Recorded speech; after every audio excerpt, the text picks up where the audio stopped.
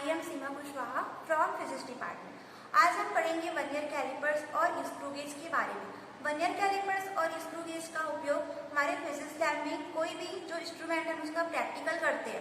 तो जैसे हम सिंपल पेंडुलम का प्रैक्टिकल करते हैं, तो जो पेंडुलम हम लोग यूज करते हैं सबसे पहले उसका रेडियस निकालना होता है। तो रेडियस निकालने के लिए हम जैसे बहुत छोटी से छोटी लंबाइयों का रेडियस निकालने के लिए हम लोग वर्नियर कैलिपर्स का यूज करते हैं। ये हो गया वर्नियर कैलिपर्स। और बहुत ही छोटी लंबाई, बहुत ही छोटी लेंथ जैसे 0.001 सेंटीमीटर से भी कम जब लेंथ निकालते हैं उसकी, तो हम लोग जैसे तार हो गया, हमको तार का रेडियस निकालना है या स्टील बॉल, इस स्टील बॉल का रेडियस निकालना है, तो हम यूज करेंगे उसके लिए स्क्रू गेज। और जैसे हमको ये सिंपल पेंडुलम का रेडियस निकालना है, तो हम उसके लिए यूज करेंगे वर्नियर कैलिपर्स। वर्नियर कैलिपर्स पहले देखते हैं हम।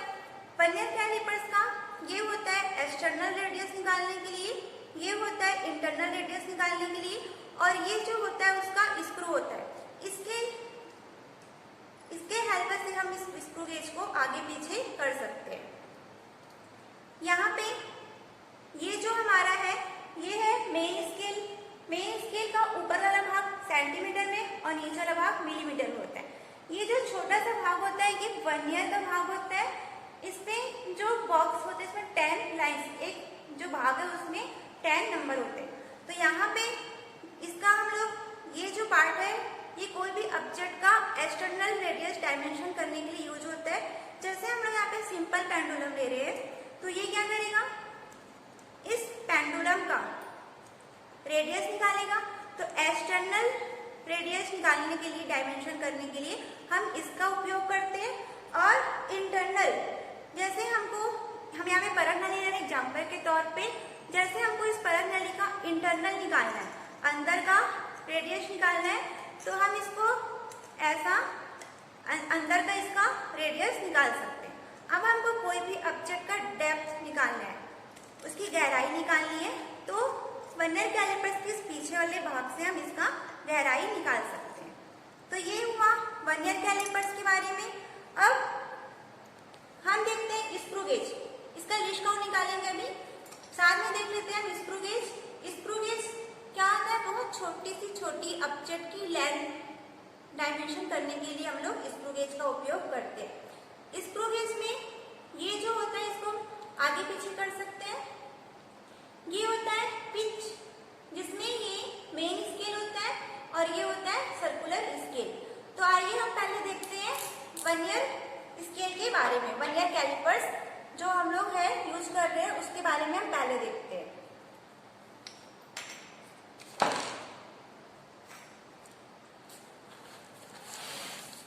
तो यहाँ पे हमारा ऑब्जेक्ट है to calculate the least count of vernier callipers and screw gauge. Operators required, यहाँ पे हम ले रहे हैं वर्नियर कैलिपर्स और स्क्रू गेज एंड ऑब्जेक्ट, हमको जिसका जिसका रेडियस निकालना होता है। जैसे हम यहाँ पे पेंडुलम ले रहे हैं, तार ले रहे हैं, बहुत ही छोटी तार, या यहाँ पे हम ले सकते हैं स्टील बॉल।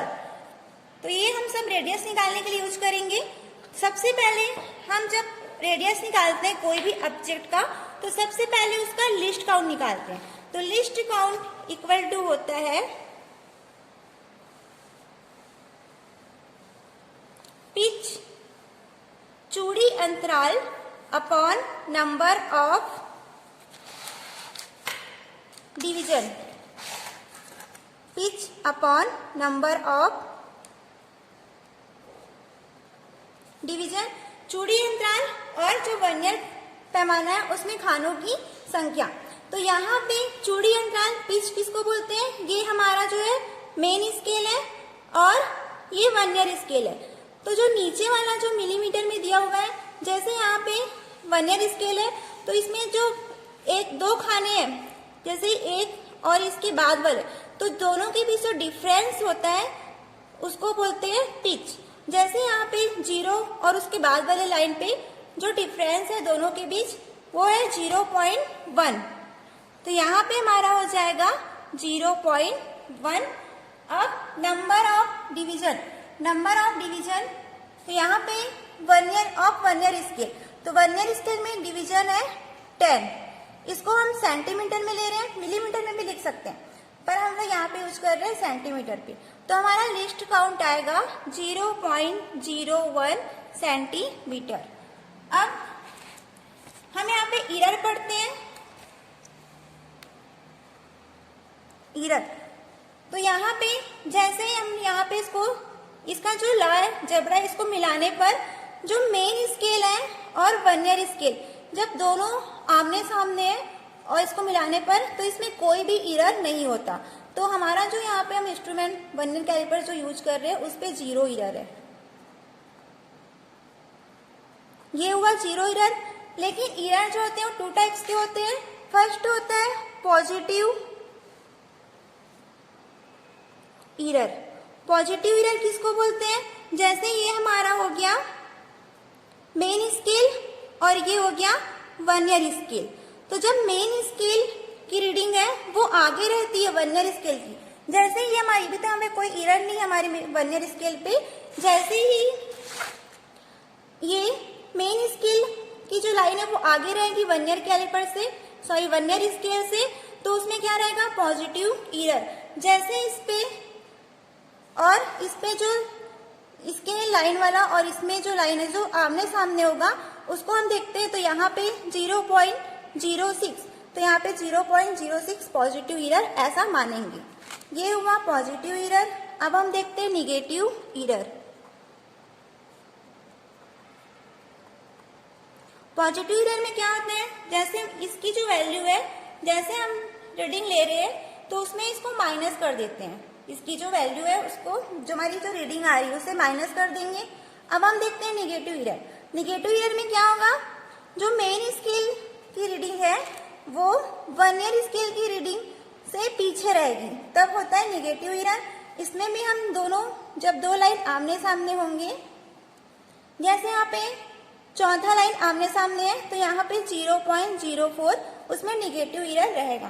तो इसकी वैल्यू को, जैसे कोई इंस्ट्रूमेंट में एरर है, निगेटिव एरर है, तो इसकी वैल्यू को जो हमारी रीडिंग आ रही है उससे प्लस कर देते हैं। तो ये हुआ 2 टाइप्स के एरर। अब हम ऑब्जर्वेशन ट्रेवल निकालते हैं।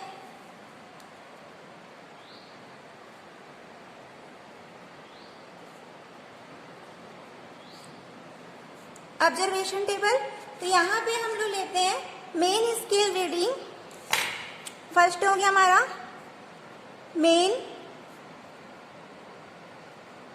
स्केल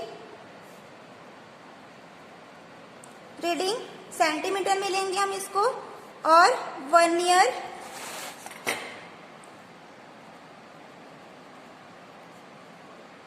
स्केल रीडिंग और टोटल रीडिंग। जैसे हम ये सिंपल पेंडुलम यूज कर रहे हैं ऑब्जेक्ट के रूप में, तो इसका हमको रीडिंग निकालना है, तो हम क्या करते हैं, इसको ऐसा लेंगे। तो मेन स्केल रीडिंग में हम देखते हैं कि ये हो गया। तो मेन स्केल रीडिंग में हम देखते हैं, ये ले लिए हम। अब इसमें मेन स्केल का जो रीडिंग है तो वो देखते हैं कि वर्नियर स्केल का जो शुरू का लाइन है वो कहाँ पर मिल रहा है। तो ये जो 2 है ये कंप्लीट हो रहा है, तो ये 2.6 पे मिल रहा है। ये वाला जो लाइन है वो कहाँ पे मिल रहा है, सबसे पहला लाइन वो देखते हैं। सपोज यहाँ पे 2.6 पे मिल रहा है, तो ये हो गया 2.6 मेन स्केल की रीडिंग। अब वर्नियर स्केल की रीडिंग देखते हैं कि कौन सा लाइन, वर्नियर स्केल का कौन सा लाइन इसके आमने सामने। सपोज यहाँ पे जो 3 लाइन है, 1 2 3 4 लाइन है जो वर्नियर मेन स्केल की रीडिंग के आमने सामने है, ऐसा है तो उसको हम लेते हैं वर्नियर स्केल रीडिंग। तो यहाँ पे जो 4 लाइन है उसके सामने है, तो ये हो गया 4। अब जो वर्नियर स्केल रीडिंग आ रही है उसको हम लोग जो लीस्ट काउंट निकाले हैं उससे इंटू कर देते हैं, तो ये आ जाएगा 0.01 सेंटीमीटर। दोनों को इंटू करेंगे तो आ जाएगा 0.04 सेंटीमीटर। अब टोटल रीडिंग में क्या होता है, दोनों को ऐड कर देते हैं, तो 2.64 ये हुआ हमारा पहला रीडिंग। इसकी हम 3 रीडिंग निकालते हैं। क्योंकि हम ये चेक करते हैं कि इसकी एक्यूरेसी, शुद्धता कितनी है, या हम पहला रीडिंग ले रहे हैं वो सही है कि नहीं, इसलिए हम इसकी एक्यूरेसी चेक करने के लिए 3 रीडिंग निकालते हैं। तो ये तो हुआ हमारा। अब इसको हम 90 डिग्री में रोटेट कर देते हैं और निकालते हैं इसकी वैल्यू, सेकेंड वैल्यू। अब हम देखते हैं कहाँ पे मिल रहा है। तो ये जो मेन स्केल की रीडिंग है अभी भी वहीं पे आ रही है 2.6 पे, तो यहाँ पे हम ले लेंगे 2.6। जनरली जो मेन स्केल की रीडिंग है वो सेम आती है। अब हम देखते हैं वर्नियर स्केल की रीडिंग। वर्नियर स्केल में हम देखते हैं कि कहाँ पर मिल रहा है। सपोज ये 3 पे मिल रहा है, तो यहाँ पे वर्नियर स्केल की रीडिंग चेंज होते रहती है, तो यहाँ पे हम ले लेते हैं 3 इंटू 0.01, ये आ जाएगा हमारा 0.03, दोनों को ऐड कर देंगे तो 2.63। अब हम थर्ड वैल्यू लेते हैं। हम इसको ऐसा करके ले सकते हैं इसकी,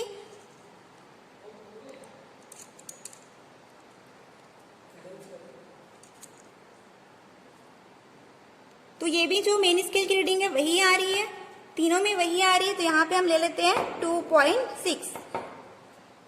वर्नियर स्केल की रीडिंग देखते हैं, तो इस पे जो 4 है वो मिल रहा है, तो यहाँ पे हम लिख सकते हैं 4 इंटू 0.01, ये हुआ 0.04, दोनों को ऐड कर देंगे 2.64।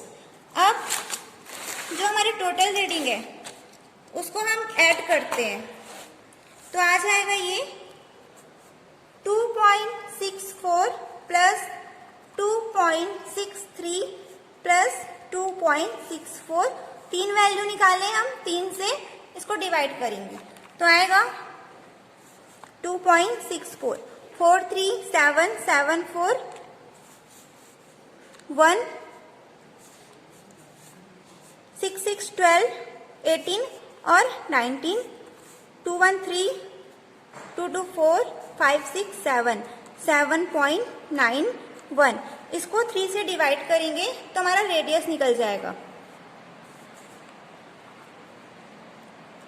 3 2 जा 6,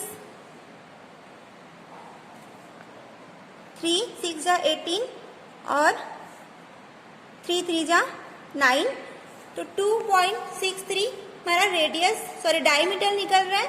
अब हम इसका रेडियस निकालने के लिए इसको 2 से डिवाइड करेंगे तो हमारा रेडियस आ जाएगा 1.31 मैक्सिमम। तो ये हुआ रेडियस किसका, हम लोग जो सिंपल पेंडुलम लिए थे तो उसका वर्नियर कैलिपर्स के हेल्प से ये निकाले हम लोग रेडियस। अब हम पढ़ते हैं स्क्रू गेज के बारे में।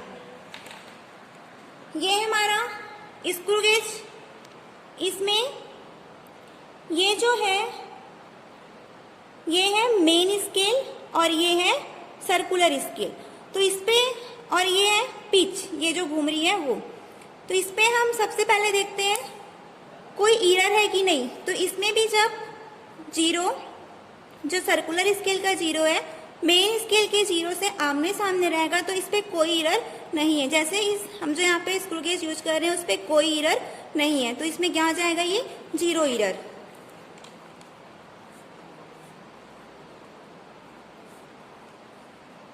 इस पे कोई एरर नहीं है। तो एरर 2 टाइप्स के होते हैं, इसमें भी पॉजिटिव एरर और निगेटिव एरर। हम पॉजिटिव एरर समझते हैं, इस पे क्या होता है, जैसे निगेटिव एरर है तो जब ये हो गया हमारा मेन स्केल है और ये है सर्कुलर स्केल, तो मेन स्केल का जब जो लाइन है, 0 वाला लाइन है, वो सर्कुलर स्केल के 0 से नीचे होता है तो उसको बोलते हैं निगेटिव 0 एरर। और जैसे यहाँ पे लिया हुआ है शून्यांक त्रुटि निगेटिव एरर, ये 100 से नीचे है तो 100 माइनस 93 पे आ रहा है तो 100 माइनस 93 कर दिया, और 7 इंटू लीस्ट काउंट से इसको इंटू कर दिया, तो 7 इंटू लीस्ट काउंट इसका आता है स्क्रू गेज का। तो इसकी भी लीस्ट काउंट कैसे निकालते हैं, लिस्ट काउंट, स्क्रू गेज का लिस्ट काउंट कैसे निकालते हैं, इस पे भी होगा pitch upon number of division. तो पिच यहाँ पे हो जाएगा 0.1 सेंटीमीटर। एक पिच की वैल्यू होती है 0.1 सेंटीमीटर और नंबर ऑफ डिवीजन, इसमें कितने डिवीजन है 100, तो 100 ये हो जाएगा 0.001 सेंटीमीटर। तो ये उसका निकला लिस्ट काउंट। अब हम लोग जो एरर पढ़ रहे थे उस पे जो हमारा लिस्ट काउंट निकल रहा है उससे इंटू कर देते हैं, तो 0.007 सेंटीमीटर आया।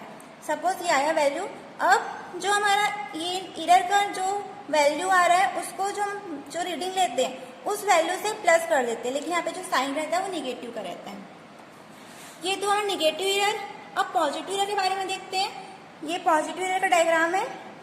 ये हो गया मेन स्केल की रीडिंग और ये होगी वर्नियर स्केल की रीडिंग। तो मेन स्केल है वो जब 0 से ऊपर रहेगा तो वो क्या रहता है उसमें पॉजिटिव एरर। जैसे यहाँ पे जो एरर ले रहे हैं वो 0 से 7 ऊपर है, जो मेन स्केल की है लाइन वो 0 से 7 ऊपर है, तो 7 इंटू लिस्ट काउंट से इसका इंटू कर दिए तो 0.007। अब इस जो वैल्यू आ रही है उसको जो मेन वैल्यू से माइनस कर देते हैं, तो यहाँ पे जो साइन रहता है वो प्लस का ही रहता है। तो ये निकला हमारा नेगेटिव एरर और पॉजिटिव एरर।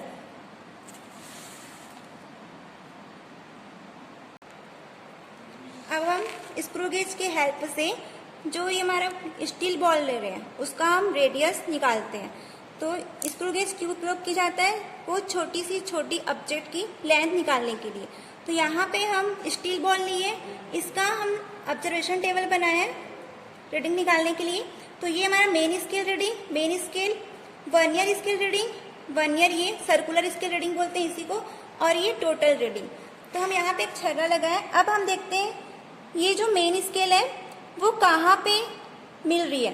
तो ये स्टील बॉल लगाने पे 0.9 पे आकर मिल रही है, तो हमारा मेन स्केल रीडिंग होगा 0.9। अब सर्कुलर स्केल रीडिंग देखते हैं। तो मेन स्केल की रीडिंग से जो सर्कुलर स्केल का रीडिंग है वो कहाँ पे मिल रहा है। तो सपोज ये यहाँ पे मिल रहा है 35 पे, तो ये हो जाएगा 35। अब हम इसको जो हमारा लिस्ट काउंट आया है उससे इंटू करते हैं, तो 0.001 सेंटीमीटर। दोनों को इंटू कर देंगे 0.0035 आ जाएगा। मेन स्केल रीडिंग और वर्नियर स्केल रीडिंग को दोनों को ऐड कर देते हैं, तो 0.9 0.0035